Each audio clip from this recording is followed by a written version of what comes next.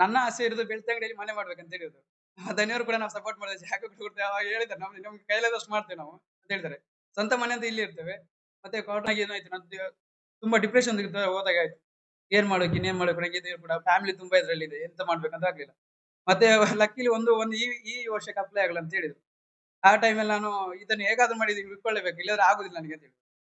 Prelims pass ಆಯ್ತು, mains ಕೂಡ pass ಆಯ್ತು, ಇಂಟರ್ವ್ಯೂ ಕೂಡ ಪಾಸ್ ಆಯ್ತು ಈಗ ಸೆಲೆಕ್ಷನ್. ಬೆಳ್ಳಂದಪೇಟೆಯಲ್ಲಿ ಎಷ್ಟು ಮನೆ ಇದೆ ಆಲ್ಮೋಸ್ಟ್ ನಾನು 90% ಮನೆಗೆ ಅಡಿಕೆ ಸುಲಿಕ್ಕೆ ಎಲ್ಲ ಕೆಲಸ ಗಾರೆ ಕೆಲಸಕ್ಕೆ ಹೊರಗಡೆ ಎಲ್ಲ ಹೋಗಿದ್ದೇನೆ.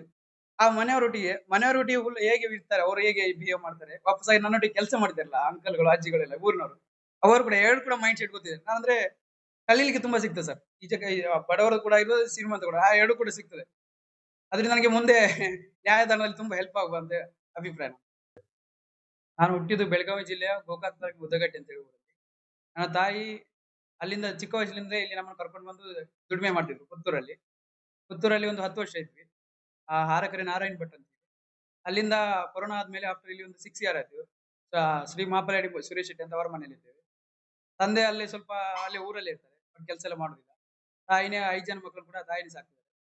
ಮತ್ತೆ ಚಿಕ್ಕದು ನಂದು ಎಜುಕೇಶನ್ ಆದದ್ದೆಲ್ಲ 1 ರಿಂದ 6ರವರೆಗೆ ಉದ್ದಗಟ್ಟೆ ಅಂತಲ್ಲಿ ಅಲ್ಲೇ ಆದದ್ದು. ತದನಂತರ ನಾನು ಸರ್ಕಾರಿ ಹಿರಿಯ ಪ್ರಾಥಮಿಕ ಶಾಲೆ ಪಡ್ನೂರ್ ಅಂತ ಇತ್ತು. ಅಲ್ಲಿಗೆ ಸೇರಿದೆ. ಅಲ್ಲಿ 6 ಮತ್ತು 7ನೇ ಆಯ್ತು. ನಂತರ ನಾನು ಕೊಂಬೆಟ್ಟು ಜೂನಿಯರ್ ಕಾಲೇಜಲ್ಲಿ 9 ಮತ್ತೆ 12ನೇವರೆಗೆ ಅಲ್ಲೇ ಮಾಡಿದ್ದು. ಮತ್ತೆ ಸೆಕೆಂಡ್ ಪಿಯುಸಿಯಲ್ಲಿ ನಾನು ಅಲ್ಲಿ ಡಿಸ್ಟಿಂಕ್ಷನ್ ಕೂಡ ತಗೊಂಡಿದ್ದೇನೆ. ಆ ಕಾಲೇಜಿಂದ ಒಂದು ಹೈಯೆಸ್ಟ್ ಮಾರ್ಕ್ ಸ್ಕೋರರ್ ಕೂಡ ನಾನು. ಮತ್ತೆ ತದನಂತರ ನಾನು ಅಲ್ಲಿಂದ ವಿವೇಕಾನಂದ ಕಾಲೇಜ್‌ಗೆ ಹೋದದ್ದು. ಅಲ್ಲಿವರೆಗೆ ನಾನು ಎಲ್ಲ ಕಲಿತದ್ದು ಗವರ್ನಮೆಂಟ್ ಸ್ಕೂಲಲ್ಲಿ. ಇನ್ನು 5 ವರ್ಷದ ನನ್ನ BA ಪದವಿಯನ್ನು ಇದು ವಿವೇಕಾನಂದ ಕಾನೂನು ಮಹಾವಿದ್ಯಾಲಯ ಮುಗಿಸಿದ್ದೇನೆ. ತದನಂತರ ನಾನು ಶ್ರೀಯುತ ಯತೀಶ್ ಶೆಟ್ಟಿ ಅಂತ ಇದ್ದಾರೆ. ಅವರ ಅಡಿಯಲ್ಲಿ ಜೂನಿಯರ್ ಆಗಿ ಕೆಲಸ ಮಾಡ್ತೇನೆ. ಸಮಯದಿಂದ ನೀನು ಇವಾಗ 1 ವರ್ಷ ಆದದಷ್ಟೇ. ನಿಮ್ಮ ಬಾಲ್ಯದ ಜೀವನದಲ್ಲಿ ಆ ಶುರುವಿಂದಲೇ ನಮ್ಗೆ ಒಂದು ಅಂದ್ರೆ ಸ್ಟ್ರಿಕ್ಟ್ ಆದ ಶಿಸ್ತುಬದ್ಧವಾದ ಶೆಡ್ಯೂಲ್ ಇತ್ತು. ನಾವೀಗ ಒಂದು ಸೋಮವಾರದಿಂದ ಸಂಜೆವರೆಗೆ ಒಂದು ವೀಕ್ಲಿ ಅಂತ ಇದ್ರೆ ಶನಿವಾರದಲ್ಲಿ ಸ್ಕೂಲ್ ಹೋಗೋದು. ಶನಿವಾರ ಆದ್ಮೇಲೆ ಮಧ್ಯಾಹ್ನ ಮೇಲೆ ಕರಾಟೆ ಕ್ಲಾಸ್. ಅದಾದ್ಮೇಲೆ ಸೀದಾ ಬಂದು ಅಡಿಕೆ ಸುಲಿಗೆ ಹೋಗ್ತಿದ್ವಿ. ಮತ್ತೆ ಸಂಡೇ ಫುಲ್ ಅಡಿಕೆ ಸುಲಿಯೋದು. ಮತ್ತೆ ನಾವು ಸಂಜೆ ಒಂದು ಓದ್ಕೊಳ್ಳೋದು ನಮಗೆ ಮೊಬೈಲ್ ಅಂತ ಟಿವಿ ಅಂತ ಏನಿಲ್ಲ. ಡೈರೆಕ್ಟ್ ಓದುದು ಒಂದು ಸ್ವಲ್ಪ ಸಿಕ್ಕ ಸಮಯದಲ್ಲಿ ಓದುದು. ಕಾಲೇಜ್ ಹೋಗ್ತಿದ್ವಿ. ಮತ್ತೆ ಇಲ್ಲಿಂದ LLB ಒಂದು 4th ಇಯರ್ ಆದ್ಮೇಲೆ ಸ್ವಲ್ಪ ಕೆಲಸ ಎಲ್ಲ ಕಮ್ಮಿ ಮಾಡಿದ್ದು. ಒಂದು ಸ್ಟಡಿಗೆ ಇದು ಮಾಡಿದ್ದು. ಮತ್ತೆ ಸ್ಪೋರ್ಟ್ಸ್ ಅಲ್ಲಿ ಕೂಡ ಒಳ್ಳೆ ಅಚೀವ್‌ಮೆಂಟ್ ಒಂದು ಚಿಕ್ಕ ಅಚೀವ್‌ಮೆಂಟ್ ಮಾಡಿದ್ದೇನೆ.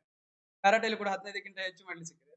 ಮತ್ತೆ ನಮ್ಮ ಕಾಲೇಜನ್ನು ಯೂನಿವರ್ಸಿಟಿ ರೆಪ್ರೆಸೆಂಟ್ ಮಾಡಿ 2 ಗೋಲ್ಡ್ ಮೆಡಲ್ಸ್ ಕೂಡ ಸಿಕ್ಕಿದೆ. ಟೀಮ್ ಅಲ್ಲಿ ಇದ್ದೆ ನಾನು. ಈಗ ನಿಮ್ಮ ಎಜುಕೇಶನ್‌ಗೆ ಹಣ ಬೇಕು. ಅಂದ್ರೆ ತಾಯಿ ಕೂಲಿ ಕೆಲಸ ಅದು ಸಾಕಷ್ಟು ಕಷ್ಟ ಆಗುತ್ತೆ. ಮೊದಲು ನಾನು ಕೆಲವರನ್ನ ಹೇಳಿಕ್ಕೆ ಇಷ್ಟಪಡ್ತೇನೆ ಫಸ್ಟಿಗೆ. ಒಂದು ಮಾಮಚಂದ್ ಸರ್ ಅಂತ ಇದ್ರು ಪಡ್ನೂರಲ್ಲಿ. ನನ್ನ ತಮ್ಮನಿಗೆ ಆಕ್ಚುअली ಕಿಡ್ನಿದು ಫೇಲ್ಯೂರ್ ತುಂಬಾ ಪ್ರಾಬ್ಲಮ್ ಆಯ್ತು. ಒಂದು 2 ವರ್ಷ ಹಾಸ್ಪಿಟಲ್ ಇದ್ರು. ಆ ಟೈಮಲ್ಲಿ ತುಂಬಾ ಯಾರು ಕೂಡ ಅಷ್ಟು ರಿಲೇಟಿವ್ಸ್ ಎಲ್ಲ ಹೆಲ್ಪ್ ಮಾಡಿಲ್ಲ. ಮತ್ತೆ ನಮ್ಮ ದನಿಗಳ ಮಗ ಡಾಕ್ಟರ್ ಕೂಡ ಇದ್ರು. ಅವರು ಕೂಡ ಮತ್ತೆ ಈ ಮಾಮಚಂದ್ ಸರ್ ಕೂಡ ಒಳ್ಳೆ ಹೆಲ್ಪ್ ಮಾಡಿದ್ರು.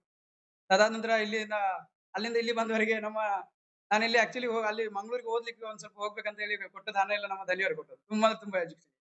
ಅಕ್ಕನವರು ಕೂಡ ನಮ್ಮ ತಮ್ಮನವರಿಗಿಂತ ಜಾಸ್ತಿ ನೋಡ್ತಾರೆ. ಇವರು ನಾನು ನಿಜವಾಗಿ ನನ್ನ ತಾಯಿಗಿಂತ ಹೆಚ್ಚು ನನ್ನ ರೆಸ್ಪೆಕ್ಟ್ ಕೊಡೋದಂದ್ರೆ ಅಣ್ಣನಿಗೆ ಮತ್ತೆ ಇವರಿಗೆ, ಅಮ್ಮನವರಿಗೆ. ಸರ್ ಆಕ್ಚುअली ಅಮ್ಮನಿಗೆ ಸಿಗೋದು 8,000. ಈ ಕಾಲೇಜ್ ಫೀಸ್ 30,000 35,000 ಏನು ಕಾಲೇಜ್ ಫೀಸ್ ಇರೋದು. ಅದು ನಾವು ಇಡೀ ಕೆಲಸ ಮಾಡ್ಕೊಂಡು ಇರ್ಲಿಕ್ಕೆ ಆಗೋದಿಲ್ಲ ಸರ್. ಆ ಟೈಮಲ್ಲಿ ಇವರೆಲ್ಲ ತುಂಬಾ ಸಪೋರ್ಟ್ ಮಾಡಿದ್ದಾರೆ. ನಮಗೆ ಕಾಲೇಜ್ ಫೀಸ್ ಕೊಡೋದು. ನಮಗೆ ಬೇಕಾದ್ರೆ ಈಗ ನಾನು ಎಲ್ಲಿ ಹೋದ್ರೆ ಸಾಕು ಕೆಲಸ ಮಾಡಿದ್ರೆ ಸಾಕು 1 ಗಂಟೆ ಮಾಡಿದ್ರೆ 500. ನನ್ನ ಅಕ್ಕನವರು ಈಗ ಜರ್ಮನಿಯಿಂದ ಬಂದು ಹೋದ್ರು ಕೂಡ. ಮೊನ್ನೆ ನಾನು ಒಂದು ದಿವಸ ಪೂಜೆಗೆ ಕರೆದಿದ್ದೆ ನಾನು. ಪೂಜೆಗೆ ಕರೆದ್ರು ಕೂಡ ಇವರ ಕೈಲಿ 3,000 ಕೊಟ್ಟು ಕಳಿಸಿದ್ದಾರೆ. ನೀವು ಓದ್ತಾ ಇದ್ದೀಯಲ್ಲ ಹಾಗೆ ಅಂತ ಹೇಳಿ. ತುಂಬಾ ಹೆಲ್ಪ್ ಮಾಡಿದ್ದಾರೆ. ಮತ್ತೆ ಆಕ್ಚುअली ನಾನು ಲಾಗ್ ಸೇರ್ಬೇಕಾದ್ರೆ ಫಸ್ಟಿಗೆ 25 ಲಕ್ಷ ಒಮ್ಮೆಲೆ ಗವರ್ನಮೆಂಟ್ ಕಾಲೇಜ್ ಅಂತ ಹೇಳಿ ಒಮ್ಮೆಲೆ ಹೋಗುವಾಗ ಶಾಕ್ ಆಯ್ತು. ಬೇಡ ಇದೆಲ್ಲ ಆಗ್ಲಿಕ್ಕಿಲ್ಲ ನಿನ್ನ ಹತ್ರ ಅಲ್ವಾ ಲಾ ಎಲ್ಲ ನಮ್ಮ ಹತ್ರ ಕಟ್ಲಿಕ್ಕೆ ಆಗ್ಲಿಕ್ಕಿಲ್ಲ ಅಂತ ಹೇಳಿದ್ರು. ನಾನು ಹಾಗೆ ಹೇಳಿದೆ ನಮ್ಮ ದನಿಯವರು ಶ್ರೀ ಆರಕೆ ನಾರಾಯಣ್ ಭಟ್ ಅಂತ ಇದ್ರು. ಅಲ್ಲಿ ಹೀಗೆ ಸ್ವಲ್ಪ ಸಾಲ ಕೇಳಿದ್ರು. ಒಂದು 25,000 ಸಾಲ ಸಿಗ್ಬೋದು. ನನಗೆ ಕಂತಲ್ಲಿ ಕಟ್ಲಿಕ್ಕೆ ಇಷ್ಟ ಇರ್ಲಿಲ್ಲ. ಅಲ್ಲಿ ವಾಪಸ್ ಬಂದು ಕರೀತಾರೆ ಅದು ಇದು ಅಂತ ಹೇಳಿ ಇರ್ಲಿಲ್ಲ. ಫುಲ್ ಅಮೌಂಟ್ ಕಟ್ಟಿದೆ. 2 ತಿಂಗಳು 3 ತಿಂಗಳು ರಜೆ ಇತ್ತು. ಆಗಸ್ಟ್ ಅಲ್ಲಿ ಕಾಲೇಜ್ ಆಗ್ಬೇಕಿತ್ತು. ಫೆಬ್ರವರಿಯಲ್ಲಿ ಒಂದು ರಿಸಲ್ಟ್ ಬಂದಾಗಿತ್ತು. 3 ತಿಂಗಳು ಕೆಲಸ ಮಾಡಿದ್ದಲ್ಲ. ನಾವು ಕೆಲಸ ಅಂದ್ರೆ ಅದು ಫುಲ್ ಹೋಗ್ತಿದ್ವಿ. ಆಗ 180 ನಾವು ಸ್ಟಾರ್ಟಿಂಗ್ ಬಂದಾಗ 80 ರೂಪಾಯಿಗೆ ದುಡ್ದಿದ್ದೇವೆ ನಾವು ಸಂಡೇ ಎಲ್ಲ. ತದನಂತರ ನಾವು ಅದೇ ಈ ಕಾಲೇಜ್ ಸ್ಟಾರ್ಟ್ ಆಗುವ ಮೊದಲು ನಾನು ಇದು ಮಾಡಿದೆ. ಅಂದ್ರೆ ಮುಟ್ಟಿಸೋದೆ. ತದನಂತರ ಏನಾಯ್ತು ಅಂತ ಹೇಳಿದ್ರೆ ನಾನು ಡಿಸ್ಟಿಂಕ್ಷನ್ ತೆಗೆದಾಗ ನನಗೆ ಡಿಸ್ಟ್ರಿಕ್ಟ್ ಹಾಸ್ಟೆಲ್ ನನಗೆ ಹೈಯೆಸ್ಟ್ ಬಂದಿತ್ತು. ಆಗ ಒಂದು ₹40,000 ಲ್ಯಾಪ್‌ಟಾಪ್ ಸಿಕ್ಕಿತ್ತು. ಒಂದು 25,000 ಹಣ ಸಿಕ್ತು ಒಳ್ಳೆದು. ನೆಕ್ಸ್ಟ್ ವರ್ಷಕ್ಕೆ ಹಾಗೆ. ಮತ್ತೆ SSB ಸ್ಕಾಲರ್‌ಶಿಪ್ ಕೂಡ. ಅಮ್ಮ ಕೂಡ ಆಚೆ ಈಚೆ ಎಲ್ಲ ಅಡ್ಜಸ್ಟ್ ಮಾಡಿದ್ರು. ಎಲ್ಲರೂ ಕೊಟ್ರು ನಮ್ಗೆ. ಯಾರು ಕೂಡ ಇದು ಅಂತ ಹೇಳಿಲ್ಲ. ಈಗ ಮತ್ತೆ ಈಗ ಅಂತ ಹೇಳಿ ನಾನು ಈ ಸ್ಟಡಿಗೆ ತುಂಬಾ ಹೆಲ್ಪ್ ಮಾಡಿದ್ದು ನಮ್ಮ ದರಿಯವರು. ಸುರೇಶ್ ಶೆಟ್ಟಿ ಅಂತ ಹೇಳಿ. ಅದಾದ್ಮೇಲೆ ನನ್ನೊಬ್ಬ ಮಾವ ಇದ್ದಾನೆ ಎಕ್ಸ್ ಆರ್ಮಿ ಅವರು. ಅವರು ಊರಲ್ಲಿದ್ರು ವೀರಭದ್ರ ಅಂತ. ನಮ್ಮ ಅಮ್ಮನ ರಿಲೇಟಿವ್ ಅಲ್ಲ. ಬಟ್ ನಾವು ಮಾವ ಅಂತ ಕರೀತೇವೆ. ಅವರು ಕೂಡ. ಮತ್ತೆ ನನ್ನ ತುಂಬಾ ನಾವು ರೂಮಲ್ಲಿ 3 ಜನ ಇದ್ವಿ. ಅದ್ರಲ್ಲಿ ಮಂಜುನಾಥ್ ಅಂತ ಹೇಳಿ ನನ್ನ ದೊಡ್ಡಪ್ಪನ ಮಗ. ಹಾಗೇನೆ ಇನ್ನೊಬ್ಬ ತುಂಬಾ ಫ್ರೆಂಡ್ ಅಂತ ಹೇಳಿದ್ರೆ ರಂಜಿತ್ ಅಂತ ಇದ್ದ. ಮತ್ತೆ ಯದು ಅಂತ ಇದ್ದಾನೆ ಕೇರಳದವನು. ಅವನಂದ್ರೆ ಬ್ಯಾಂಕಲ್ಲಿ ವರ್ಕ್ ಮಾಡಿದ್ದಾನೆ. ಅವನಿಂದ ಮತ್ತೆ ಈ 3 ಜನ ಇದ್ರಲ್ಲ, ಈ 3 ಜನ ನಾವಲ್ಲಿ ಏನಾದ್ರು ಸಂತೆಯಲ್ಲಿ ತರಬೇಕಿದ್ರು ಕೂಡ ಅವರು ಫೀಲ್ ಮಾಡುದು, "ನೀನು ಓದ್ತಾ ಇದೆಯಲ್ಲ, ನೀನು ಓದು. ಆಚೆ ಈಚೆ ನಾವು ಕೊಡ್ತೇವೆ." ಕೋಚಿಂಗ್ ಕೂಡ ನಾ ಯದುವೇ. 5,000 ಐತೆ, ನೀನು ಕೋಚಿಂಗ್ ತಗೋ, ನಾನು ಹೆದ್ರಬೇಡ. ಅಣ್ಣನವರು ಕೂಡ ನಮ್ಮ ಯತೀಶ್ ಶೆಟ್ಟಿ ಸರ್ ಕೂಡ ಇಂಟರ್ವ್ಯೂಗೆ ಹೋಗುವ ಮೊದಲು ನಾನು ಬಂದಷ್ಟೇ, "ಸರ್ ಇದು ನಿಮ್ಗೆ ಖರ್ಚಿಗೆ ಆಗ್ತದೆ" ಅಂತ ಹೇಳಿ ತೆಗ್ದು ನಾನು ಏನು ಕೆಲಸ ಅಷ್ಟು ಇದು ಮಾಡ್ಲಿಲ್ಲಲ್ಲ. ಓದು ಸ್ವಲ್ಪ ಸ್ಟಡಿಗೆ ಜಾಸ್ತಿ ಇದು ಮಾಡ್ತಿದ್ದೆ. ತೆಗ್ದು 3,000 ಒಮ್ಮೆಲೆ ತೆಗ್ದು ಕೊಟ್ಟು, ತುಂಬಾ ಅಮೌಂಟ್ ಕೊಟ್ರು ಹಾಗೆ. ಶಾಕ್ ಸರ್ ಯಾಕಂತೇಳಿ, "ನೀವು ಇಟ್ಕೊಳ್ಳಿ" ಅಂತ. ನನಗೆ ಎಲ್ಲಿ ಹೋದ್ರು ಕೂಡ ಅದೇ. ಇನ್ನೂ ತುಂಬಾ ದೊಡ್ಡ ಹೆಲ್ಪ್ ಇದ್ದದ್ದು ನಮ್ಮ ಶ್ರೀ ನ್ಯಾಯಾಧೀಶರಾದ ಮತ್ತೆ ನಮ್ಮ ಗುರುಗಳು ಕೂಡ ಶ್ರೀ ಮನು ಬಿ.ಕೆ. ಸರ್ ಅಂತೇಳಿ. ನಾನು ಅಲ್ಲಿವರೆಗೆ ನನಗೆ ಕೋರ್ಟ್ ಸ್ವಲ್ಪ ನಾಲೆಡ್ಜ್ ಕಮ್ಮಿ ಇತ್ತು. ಆದ್ರೆ ಇಲ್ಲಿ 1 ಅವರಲ್ಲಿ 1 ಇಯರ್ ಅಲ್ಲಿ ಎಷ್ಟು ಕಲಿಯಕ್ಕಾಗುದು ಕೋರ್ಟಲ್ಲಿ ತುಂಬಾ ಕಲಿಯಕ್ಕಾಗುದಿಲ್ಲ. ಆ ಪ್ರೊಸೀಜರ್ ಇಂಟರ್ವ್ಯೂ ಹೇಗೆ ಅಟೆಂಡ್ ಆಗ್ಬೇಕು, ಅವ್ರು ತುಂಬಾ ಅಂದ್ರೆ ತುಂಬಾ ಹೆಲ್ಪ್ ಮಾಡಿದ್ರು. ಇಡೀ ಪ್ರೊಸೀಜರ್ ಹಿಡ್ಕೊಂಡು ಓಪನ್ ಕೋರ್ಟ್ ಅಲ್ಲಿ ಅದು ಕೂಡ ಪ್ರೊಸೀಡಿಂಗ್ ಕೂಡ ನಿಲ್ಲಿಸಿ ಕೂಡ ಹೇಳಿದ್ದಾರೆ. ಅವರೇ ಇಲ್ಲದಿದ್ರೆ ನಾನು ಇದು ಇಂಟರ್ವ್ಯೂ ಪಾಸ್ ಮಾಡ್ಲಿಕ್ಕೆ ಆಗ್ತಿರ್ಲಿಲ್ಲ ಅಷ್ಟು. ನಿಮ್ಮ ತಾಯಿಯವರೀಗ ಯಾವ ರೀತಿ ಖುಷಿ ಪಟ್ಟಿದ್ದಾರೆ? ಅಂತ ಹೇಳಿದ್ರೆ ಒಂದು ಕೂಲಿ ಕೆಲಸ ಮಾಡ್ತಿರೋ ಮಗ ನನ್ನ ಮಗ ಅಂತ. ಸರ್ ಅವರಿಗೆ ಸರ್ ಆಕ್ಚುಲಿ ನಮಗೆ ಊರಿನವರು ಯಾರು ಕೂಡ ಸಪೋರ್ಟ್ ಮಾಡಿಲ್ಲ. ರಿಲೇಟಿವ್ ಎಲ್ಲ ಜಗಳ ಮಾಡಿ ಎಲ್ಲ ಆಚೆ ಹೋಗಿದ್ದಾರೆ. ಸತ್ಯ ಹೇಳ್ಬೇಕಂದ್ರೆ ಹೌದು ಸರ್. ತಾಯಿ ಒಬ್ರೆ ಅಂದ್ರೆ ಯಾರು ಕೂಡ ಕನೆಕ್ಟ್ ಇಲ್ಲ ಸರ್. ಈಗೆಲ್ಲ ಕಾಲ್ ಮಾಡ್ತಿದ್ದಾರೆ. ಅವ್ರಿಗೆ ಏನು ಬೇರೆ ಹ್ಯಾಪಿನೆಸ್ ಸರ್. ಈಗ ಕೂಡ ಇವತ್ತು ಕೂಡ ಕೆಲ್ಸಕ್ಕೆ ಹೋಗಿದ್ದಾರೆ ಸರ್. ಅಂದ್ರೆ ನಮ್ಗೆ ಇದಲ್ಲ, ನಮ್ಗೆ ಮನೆ ಇವರ ದನಿಗಳಂತ ತಿಳ್ಕೊಂಡಿಲ್ಲ ಸರ್. ನಾವೊಂದು ಒಂದೇ ಸ್ವಂತ ಮನೆ ತಿಳ್ಕೊಂಡೇವೆ. ಅವ್ರ ಮನೇಲಿ ಎಲ್ಲಿ ಕೂಡ ಹೋಗ್ತೇವೆ, ಎಲ್ಲಿ ಕೂಡ ಮಲಗ್ತೇವೆ, ಏನ್ ಬೇಕಾದ್ರೂ ಯೂಸ್ ಮಾಡ್ತೇವೆ. ಸ್ವಂತ ಮಕ್ಕಳ ತರ ಇದ್ದೇವೆ. ಇನ್ನು ನಿಮ್ಮ ಏನು ಜಡ್ಜ್ ಆಗಿ ನೀವು ಸೆಲೆಕ್ಟ್ ಆಗಿದ್ದೀರಾ? ನೀವು ಮುಂದಿನ ಕೆಲಸಕ್ಕೆ ಹೋಗ್ಬೇಕು. ತಾಯಿಯನ್ನು ಕರ್ಕೊಂಡು ಹೋಗ್ತೀರಾ ಅಥವಾ ನೀವು ಇಲ್ಲೇ ನಿಮ್ಮ ತಾಯಿಯಲ್ಲಿ ಇರ್ತೀರಾ? ನನ್ನ ಆಸೆ ಇರೋದು ಬೆಳ್ತಂಗಡಿಯಲ್ಲಿ ಮನೆ ಮಾಡ್ಬೇಕಂತ ಹೇಳಿರೋದು. ಧನಿಯವರು ಕೂಡ ನಾವು ಸಪೋರ್ಟ್ ಮಾಡಿದ್ರೆ ಜಾಗ ಕೂಡ ಕೊಡ್ತೇವೆ. ಅವಾಗ ಹೇಳಿದ್ದಾರೆ, ನಮ್ಗೆ ಕೈಲಾದಷ್ಟು ಮಾಡ್ತೇವೆ ನಾವು ಅಂತ ಹೇಳಿದ್ದಾರೆ. ಸ್ವಂತ ಮನೆ ಅಂತ ಇಲ್ಲಿ ಇರ್ತೇವೆ. ಮತ್ತೆ ಕ್ವಾರ್ಟರ್ಸ್ ಎಲ್ಲ ಕೊಡ್ತಾರೆ ಅಂತ ಸುದ್ದಿ ಇದೆ. ಅದಕ್ಕೆ ಗೊತ್ತಿಲ್ಲ ಮತ್ತೆ. ನೀವು ಇಷ್ಟು ಕಷ್ಟಪಟ್ಟು ನೀವು ಈಗ ನ್ಯಾಯಾಧೀಶರ ಆಯ್ಕೆ ಆಗಿದ್ದೀರಾ. ಯಾವ ರೀತಿ ಖುಷಿ ಪಡ್ತೀರಾ ಅಂತ ನೀವು? ಒಂದು ಹೇಳ್ಬೇಕಂದ್ರೆ ನ್ಯಾಯಾಧೀಶರಾಗ್ಲಿಕ್ಕೆ ಮೊದಲು ಬೇಕಾದಂತ ಹೇಳಿ ನಾನು ಆಕ್ಚುಲಿ 5 ಇಯರ್ಸ್ ವರೆಗೆ ನಾನು ತುಂಬಾ ಲೋ ಸ್ಟೂಡೆಂಟ್. ನಂದು 2, 3 ಬ್ಯಾಕ್ಲಾಗ್ ಇತ್ತು ಲಾವಲ್ಲಿ ಕೂಡ. ಅಲ್ಲಿವರೆಗೆ ನಮ್ಮ ಯಾರಿಗೂ ಕೂಡ ನಂಬಿಕೆ ಇರಲಿಲ್ಲ. ಇವನೆಲ್ಲ ಹೋಗಿ ಮಾಡ್ತಾನೆ ಹಾಗೆ ಹೀಗೆ ಅಂತೇಳಿ. ಬಟ್ ನನ್ನ ಹತ್ರ ಅದಿತ್ತು. ಒಂದೇ ಗುರಿ ಇರ್ಬೇಕು. ಚಿಕ್ಕಂದ ನಾನು ಎಲ್ಲಿ ಕೂಡ ಒಂದು ಗವರ್ನಮೆಂಟ್ ಎಕ್ಸಾಮ್ ಬರಲಿಲ್ಲ. ಇಲ್ಲಿವರೆಗೆ ಬರ್ದದ್ದು ಫಸ್ಟ್ ಟೈಮ್ ಬರ್ದದ್ದು ಅದುವೇ. ಫಸ್ಟ್ ಅಟೆಂಪ್ಟ್ ಆಯ್ತು. ಒಂದು ಕರೆಕ್ಟ್ ಆಗಿ 1 ವರ್ಷ ನಾನು ಕರೆಕ್ಟ್ ಆಗಿ ಪ್ರಿಪರೇಷನ್ ಮಾಡಿದೆ. ಒಂದು ಸ್ಟಾರ್ಟಿಂಗ್ ಸುಪ್ರೀಂ ಕೋರ್ಟ್ ಇಂದ ಒಂದು ಆರ್ಡರ್ ಬಂತು, 3 ಇಯರ್ಸ್ ಪ್ರಾಕ್ಟೀಸ್ ಕಂಪಲ್ಸರಿ ಅಂತ ಹೇಳಿ. ಆಗೊಮ್ಮೆ ಸಡನ್ ಆಗಿ ಏನಾಯ್ತು, ನಂದು ತುಂಬಾ ಡಿಪ್ರೆಷನ್ ಹೋದಾಗ ಆಯ್ತು. ಏನ್ ಮಾಡ್ಬೇಕು, ಇನ್ನೇನ್ ಮಾಡ್ಬೇಕು, ನಂಗೆ ಇದು ಕೂಡ ಫ್ಯಾಮಿಲಿ ತುಂಬಾ ಇದ್ರಲ್ಲಿದೆ. ಎಂತ ಮಾಡ್ಬೇಕಂತ ಆಗ್ಲಿಲ್ಲ. ಮತ್ತೆ ಲಕ್ಕಿಲಿ ಒಂದು ಒಂದು ಈ ವರ್ಷಕ್ಕೆ ಅಪ್ಲೈ ಆಗಲ್ಲ ಅಂತ ಹೇಳಿದ್ರು. ಆ ಟೈಮಲ್ಲಿ ನಾನು ಇದನ್ನು ಹೇಗಾದ್ರೂ ಮಾಡಿ ಬಿಟ್ಕೊಳ್ಳೇಬೇಕು, ಇಲ್ಲಾಂದ್ರೆ ಆಗುದಿಲ್ಲ ನನಗೆ ಅಂತ ಹೇಳಿ. ಫಿಲಿಮ್ಸ್ ಪಾಸ್ ಆಯ್ತು, ಮೇನ್ಸ್ ಕೂಡ ಪಾಸ್ ಆಯ್ತು, ಇಂಟರ್ವ್ಯೂ ಕೂಡ ಪಾಸ್ ಆಯ್ತು. ಈಗ ಸೆಲೆಕ್ಷನ್. ಮುಂದೆ ನಿಮ್ದು ಜರ್ನಿ ಅಂದ್ರೆ ಯಾವಾಗದಿಂದ ಸ್ಟಾರ್ಟ್ ಆಗುತ್ತೆ? ಸರ್ ಇನ್ನು ಅದು ಹೇಳಲಿಲ್ಲ. ಸ್ಟಾರ್ಟ್ ಆದ್ಮೇಲೆ ನಾನು ನನ್ನಂತ ಇದು ನಾನು ಎಲ್ಲಿಂದ ಬಂದಿದೆ ಅಂತ ಹೇಳಿ ಕೆಳಗಿನವರನ್ನು ಕೂಡ ನೋಡಿದ್ದೀನಿ. ಬೆಲಂದ್ಬಿಟ್ಟಲ್ಲಿ ಎಷ್ಟು ಮನೆ ಇದೆ. ಆಲ್ಮೋಸ್ಟ್ ನಾನು 90% ಮನೆಗೆ ಅಡಿಕೆ ಸುಲಿಕ್ಕೆ, ಎಲ್ಲ ಕೆಲಸಕ್ಕೆ, ಗಾರೆ ಕೆಲಸಕ್ಕೆ, ಹೊರಗಡೆ ಎಲ್ಲಕ್ಕೆ ಹೋಗಿದ್ದೇನೆ. ಆ ಮನೆಯವರೊಟ್ಟಿಗೆ ಫುಲ್ ಹೇಗೆ ಇರ್ತಾರೆ, ಅವ್ರು ಹೇಗೆ ಬಿಹೇವ್ ಮಾಡ್ತಾರೆ, ವಾಪಸ್ಸಾಗಿ ನನ್ನೊಟ್ಟಿಗೆ ಕೆಲಸ ಮಾಡಿದ್ದಾರಲ್ಲ ಅಂಕಲ್‌ಗಳು, ಅಜ್ಜಿಗಳೆಲ್ಲ ಊರಿನವರು. ಅವರು ಕೂಡ ಕೂಡ ಮೈಂಡ್ ಸೆಟ್ ಗೊತ್ತಿದೆ. ನಾನಂದ್ರೆ ಕಲೀಲಿಕ್ಕೆ ತುಂಬಾ ಸಿಗ್ತದೆ ಸರ್. ಈಚೆ ಬಡವರು ಕೂಡ ಇರ್ಬೋದು, ಶ್ರೀಮಂತ ಕೂಡ. ಆ 2 ಕೂಡ ಸಿಗ್ತದೆ. ಅದ್ರಿಂದ ನನಗೆ ಮುಂದೆ ನ್ಯಾಯದಾನದಲ್ಲಿ ತುಂಬಾ ಹೆಲ್ಪ್ ಆಗುವಂತೆ ಅಭಿಪ್ರಾಯ. ಈಗ ನಿಮ್ಮ ತಾಯಿಯವರು ಕರ್ನಾಟಕದಲ್ಲಿ ಕರ್ನಾಟಕದಲ್ಲಿ ನೀವು ಯಾವುದೆಲ್ಲ ಕೆಲಸ ಮಾಡಿದ್ದೀರಾ ಇದುವರೆಗೆ? ಇಲ್ಲಿವರೆಗೆ ಎಲ್ಲ ಆಲ್ಮೋಸ್ಟ್ ಎಲ್ಲದ ರೀತಿ ಕೆಲಸ ಮಾಡಿದೆ. ಹೇಳ್ಬೋದು ಯಾವ್ದು? ಹಾ ಸರ್. ಫಸ್ಟಿಗೆ ಅಡಿಕೆ ಸುಲಿಗೆ ಹೋಗ್ತಿದ್ವಿ. ಅಡಿಕೆ ಹೆಕ್ಲಿಕ್ಕೆ ಚಿಕ್ಕದಲ್ಲಿರುವಾಗ ನಾವು ಅಲ್ಲಿ ಫಸ್ಟಿಗೆ ಇರುವಾಗ ಅಂದ್ರೆ ₹80 ಕೊಡ್ತಿದ್ರು ಚಿಕ್ಕವರಿಗೆ. ಸಂಡೆ ಬಂದ್ರೆ ಅಡಿಕೆ ಹೆಕ್ಲಿಕ್ಕೆ.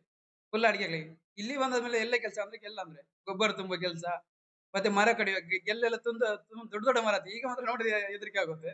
ಆ ಟೈಮಲ್ಲಿ ಅಂದ್ರೆ ಹಣ ಅಂತ ಹೇಳಿದ್ರೆ ತುಂಬಾ ಇದೆ. ನಾನು ಕೆಲಸದಲ್ಲಿ ಕೂಡ ಕೆಲಸ ಮಾಡ್ತಿದ್ರು ಕೂಡ ನಾನು ಇದನ್ನು ಬೇಗ ಮುಗಿಸ್ಬೇಕು, ಇದನ್ನ ಅವ್ರಿಗಿಂತ ಲೈಕ್ ಮಾಡ್ಬೇಕು ಅಂದ್ರೆ ಜಾಸ್ತಿ ಇಂಪ್ರೆಷನ್ ಮಾಡ್ಬೇಕು ಕೆಲಸದಲ್ಲಿ. ಅದೇ ಇದೆ ನಮ್ಮ ಮೈಂಡ್.